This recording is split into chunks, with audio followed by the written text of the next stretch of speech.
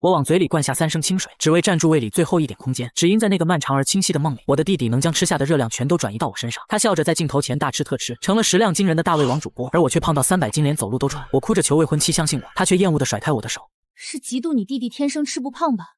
别再用这种荒唐的借口为你自己的懒惰开脱了。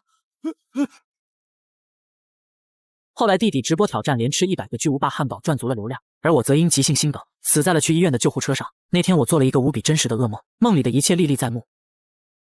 当我再次睁开眼，发现自己正坐在客厅里。爸妈，我成功了！企鹅传媒要捧我做美食区一哥。不愧是我儿子。爸妈的脸上笑开了花，我的未婚妻苏婉清也站在一旁。她走上前亲昵地揉了揉路飞的头。小路飞，我就知道你一定可以的。都是哥哥的功劳呢，要不是哥哥从小陪我吃那么多东西，我也练不出这么好的胃口。瞬间所有人的目光都聚焦在我身上，爸爸的赞许变成了审视。你该跟你弟弟学学，看你都胖成什么样了。就是，兄弟俩一个模子刻出来的，怎么身材差这么多？你但凡有点毅力，也不至于让婉清带出去都丢人。苏婉清看向我的眼神充满了厌恶，我垂下眼攥紧了拳头。300斤的体重，急性心梗的窒息感，救护车刺耳的鸣笛，那些痛苦的记忆深深刻在我的灵魂里。梦里我就是在这个时候试图向他们解释这个诡异的真相。我告诉他们路飞吃的每一口高热量食物，最后都变成了长在我身上的肥肉。他们没有一个人相信。这一次我不会再做那种蠢事。我缓缓抬起头，弟弟，恭喜你。路飞脸上的笑容僵了一下，他没料到我没有像过去那样因为爸妈的几句指责而委屈落泪。苏婉清也有些诧异。陆晨，你能想通最好。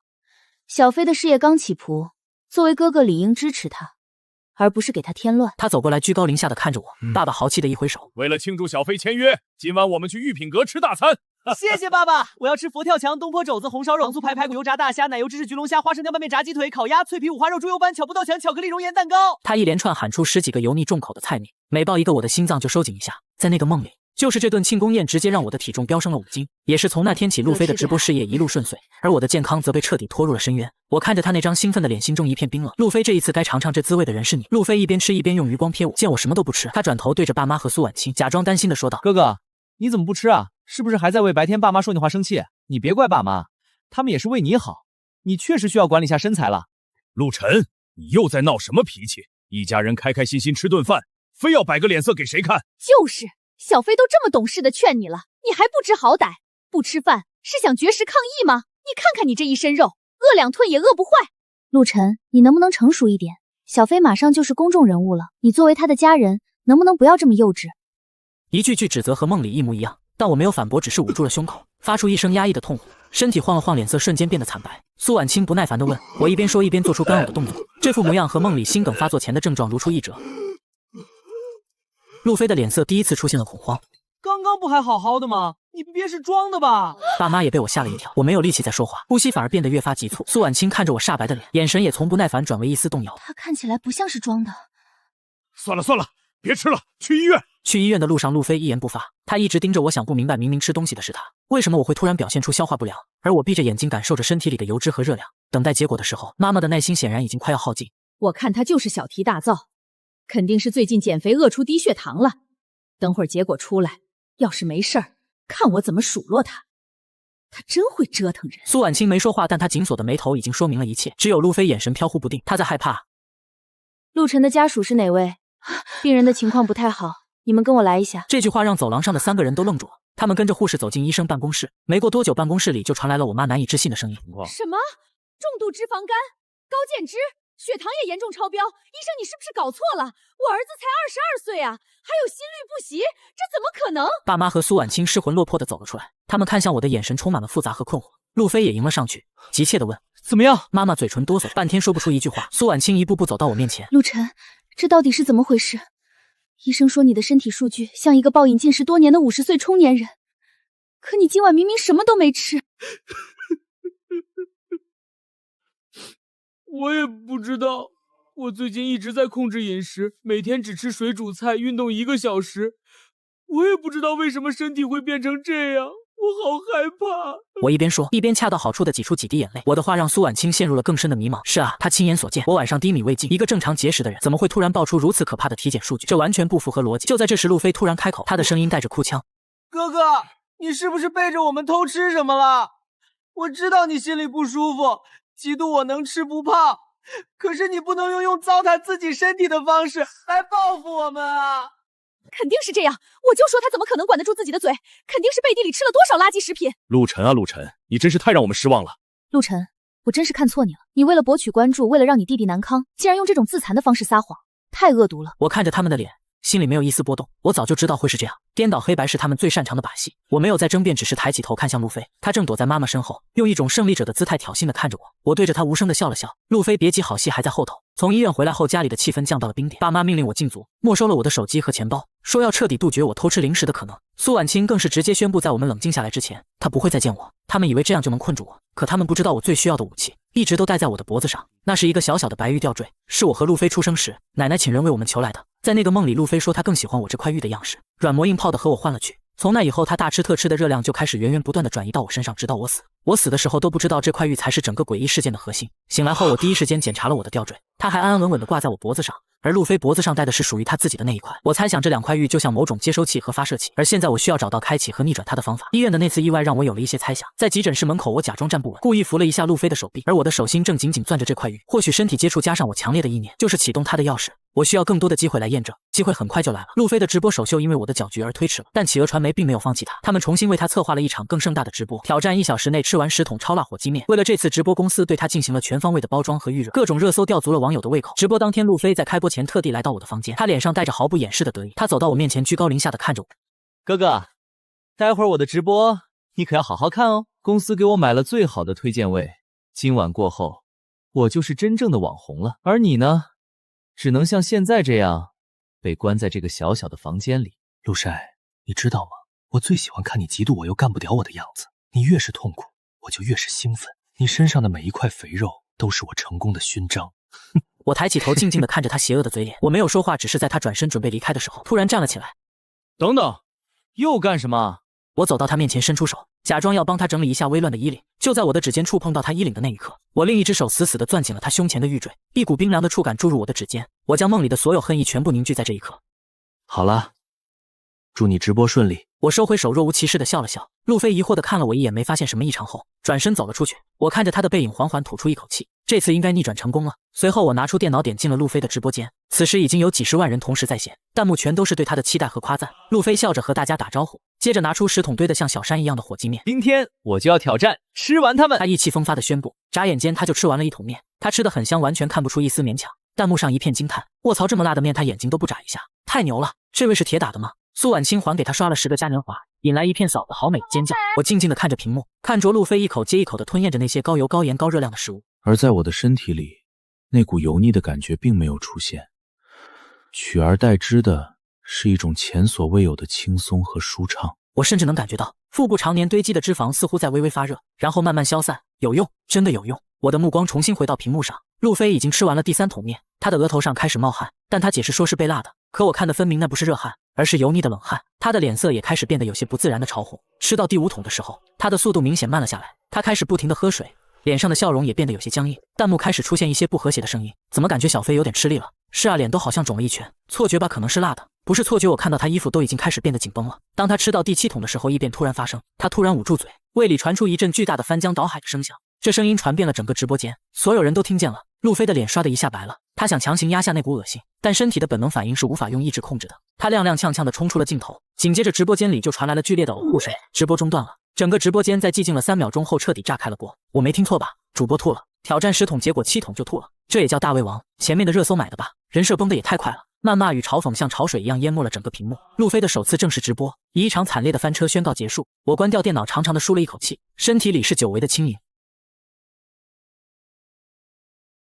路飞直播翻车后，他的账号一夜之间掉了10几万粉，评论区全是骂他骗子的。那天我爸气得在客厅里来回踱步，嘴里不停地骂着废物。我妈则抱着路飞心疼的掉眼泪，路飞哭得上气不接下气。妈，我也不知道怎么回事，我明明还能吃的，可是肚子突然就好胀好难受，都是陆晨，一定是他搞的鬼。他猛地抬起头，死死地瞪着我。开播前他碰过我，一定是他对我做了什么手脚。我妈立刻冲到我面前，扬手就要打我。你这个扫把星，我知道是你，你见不得你弟弟好，一定是你把他的前途都给毁了。我没有躲，只是平静地看着他。我妈的巴掌停在了半空中。妈，你有证据吗？是啊，证据呢？我只是碰了一下他的衣领，这能算什么证据？难道要告诉所有人我拥有超能力，能用意念让他呕吐？说出去谁会信？我妈被我噎得说不出话，爸爸也怒吼道：“还需要什么证据？家里出了这么多事，哪一件跟你没关系？先是体检，再是直播，陆深，你就是个灾星！”就在这时，苏婉清来了。路飞一见到她，就像见到了救星，哭着扑进了她怀里。婉清姐，我的事业全完了，都是哥哥害我的。苏婉清抱着她轻声安慰，看向我的眼神却充满了冰冷的失望和决绝。陆晨，我们谈谈。她把我叫到了阳台。陆晨，我们解除婚约吧。她没有丝毫犹豫，我心中毫无波澜，甚至有些想笑。在梦里，她也是这样，在我最需要她的时候，毫不留情地抛弃了我。你看看你现在这个样子，又胖又懒，还心胸狭窄，恶毒的嫉妒自己的亲弟弟。你再看看小飞，他那么努力，那么阳光，为了自己的梦想拼尽全力，你根本配不上我，更配不上季家未来男居人的位置。他说的理直气壮。我以前真是瞎了眼，才会觉得你安静懂事，现在我才发现那不是安静，是阴郁。你心里住着一个丑陋的怪物，见不得任何人比你好。陆晨，你让我感到恶心。他说完最后一句，转身就走，没有半分留恋。我看着他的背影，突然开口：“苏婉清，你会后悔的。你今天放弃的是你这辈子唯一一次能接近真相的机会。”苏婉清的肩膀僵了一下，但她依旧没有回头。客厅里，路飞还在抽泣。苏婉清走过去，温柔地对他说：“小飞，别怕，有我呢。那个直播公司不行，我们就换一家。我爸有个朋友是盛世娱乐的董事，我明天就带你去找他。”路飞的眼睛亮了。盛世娱乐，那可是国内数一数二的娱乐巨头，比奇游传媒体量大了不止10倍，真的吗，婉清姐？当然是真的，只要是你想要的，我都会帮你得到。不过，我们必须想个办法，彻底解决掉那个麻烦。我心中冷笑，解决我是吧？我倒要看看你们能怎么解决我。第二天，路飞和苏婉清就去了盛世娱乐，而我则被爸妈看得更紧了。他们甚至在我的房门外装了反锁，除了送饭不允许我踏出房门半步。我倒乐得清静，趁这段时间仔细研究这玉坠的能力。我发现这个能力的逆转是需要消耗我自身的精神力的，每次发动后我都会感到一阵疲惫，而且逆转的效果似乎和我与路飞的距离有关。每次发动，精神力都会被抽走一截，这代价不小。距离越近，效果越强。如果隔着几堵墙，隔着几十米，效果会大打折扣，而且还有延迟。果然，距离才是关键。就像那次直播，第7桶才发作，如果我在他身边，第1口他就得吐。我需要一个能近距离长时间接触他的机会，并且是在一个万众瞩目的场合。我要让他身败名裂，永无翻身之日。傍晚，路飞和苏婉清回来了，两人脸上都洋溢着喜色。爸妈，盛世娱乐和我签约了，他们说我的吃不胖体质非常有话题性，准备为我量身打造一档真人秀节目。什么节目？极限卡路里。节目组会邀请营养学专家和健身教练，全程监控路飞的饮食和身体数据。他们要向全网证明，路飞就是天选之子，是真正的卡路里黑豆。第1期的直播地点就定在市中心万达广场，现场还会邀请100名观众互动。我在房间里心中一动，万达广场现场直播，100名观众，这不就是我梦寐以求的舞台吗？路飞显然也想到了什么，他走到我的房门前，隔着门用炫耀的语气说道：“哥哥，听到了吗？公司为了彻底洗清我假吃的嫌疑，这次直播会全程实时检索身体的所有数据，还会投放在广场的大屏幕上。这一次，我看你还怎么捣鬼！”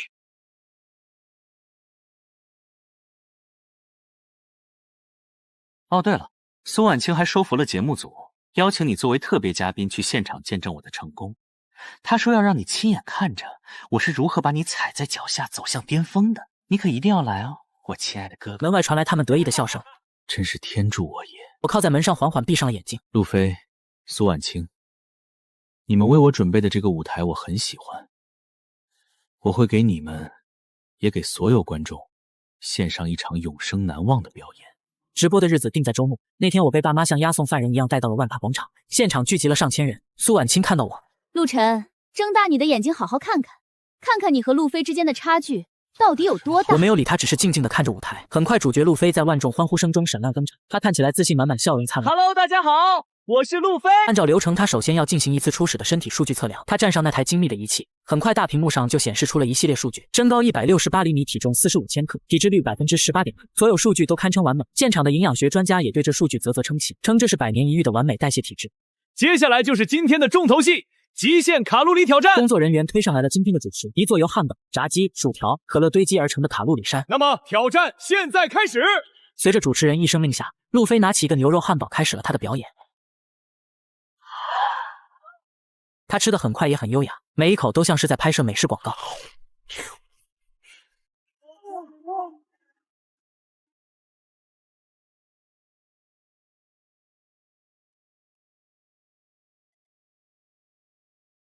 他一边吃一边和主持人互动，显得游刃有余。时间一分一秒过去，路飞，这么多食物，你真的吃得完吗？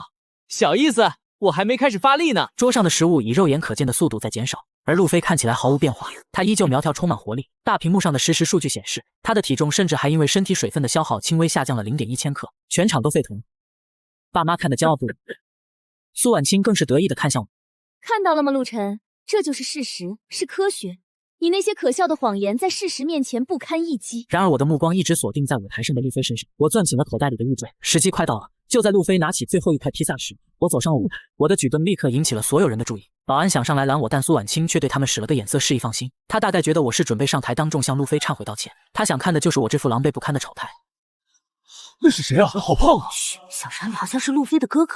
我走上舞台，在离路飞只有3步远的地方停了下来。路飞看到我愣了一下，哥哥，你怎么上来了？是想通了，准备当着全国观众的面向我道歉吗？不，我上来是想送你一份礼物。我看着他笑了，说着我伸出手，不是去碰他，而是指向了他脚下的那台精密仪器。路飞，你敢不敢现在再站上去测一次？你胡说什么？我现在正在挑战，测什么测？陆晨，别胡闹，快下来！我的话让所有人都愣住了。路飞的脸瞬间变了，他下意识地后退了一步。我的手一直死死地攥着那枚已经开始发烫的玉坠，我将所有的精神力和恨意全部灌注其中。这一次我不要延迟，我要的是当场爆发。怎么不敢吗？我故意停顿了一下。你不是卡路里坑洞吗？你不是天生吃不胖吗？区区2万大卡，对你来说应该不算什么吧？你闭嘴！路飞的瞳孔猛地一缩，尖声叫了起来。他的失态让现场的气氛变得诡异起来，观众们开始窃窃私语，媒体的镜头也全都对准了我们。他哥刚才那句话什么意思啊？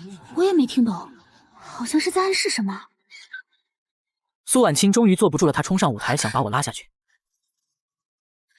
陆晨，你闹够了没有？就在他的手即将碰到我的那一刻，异变发生了。舞台上的路飞突然发出了一声凄厉的惨叫，他脸上露出了极度痛苦和惊恐的表情。他弯下腰，身体开始剧烈的颤抖，在所有人惊骇的目光中，他就像一个被快速充气的气球，浑身上下都在疯狂地膨胀。短短10几秒的时间，他变成了一个比我还要胖的胖子。所有人都被眼前这诡异恐怖的一幕惊得失声了。大屏幕上的数据开始疯狂跳动，体重45千克、60千克、150千克，体脂率18%、35%、55%，最终数字停了下来，体重258.8千，体脂率78.9%，一个触目惊心、足以危及生命的数字。路飞瘫倒在地上，发了疯似的尖叫。这不是我，这不是真的！把我的身材还给我，还给我！台下的观众愤怒的骂声此起彼伏，骂他是个骗子。苏婉清也彻底呆住了，她想起了我之前对她说的话，她的眼神里充满了从未有过的恐惧和盲目。原来这才是真相。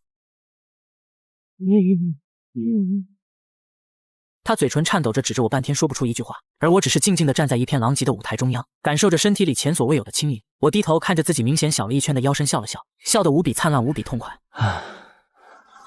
我的声音不大，却清晰地通过麦克风传遍了整个广场。路飞，现在你还喜欢你这身成功的勋章吗？路飞他抬起那张已经因为肥胖而五官模糊的脸，死死地瞪着我。是你干的，是你把我的肥肉还给了我！我缓缓走到他面前，现在才明白，太晚了。你不是喜欢大吃特吃吗？你不是喜欢看我痛苦的样子吗？从今天起，你吃下的每一口都会原封不动地长在你自己的身上。好好享受吧，我的好弟弟，享受这身真正属于你的300斤的荣耀。说完，我便站起身，不再多看他一眼，一步步往台下走去。苏婉清像是突然惊醒，她冲过来，一把抓住了我的手腕。她不愿意相信，路飞其实是个偷走别人身材的小偷。陆晨，这到底是怎么回事？你告诉我，那不是真的，对不对？她更不愿意相信自己一直厌恶唾弃的未婚夫才是那个无辜的受害者。我看着他这张写满了悔恨的脸，只觉得无比可笑。我甩开他的手，头也不回地走进了混乱的人群，身后是路飞绝望的嘶吼，是苏婉清痛苦的呢喃，是整个世界的喧嚣。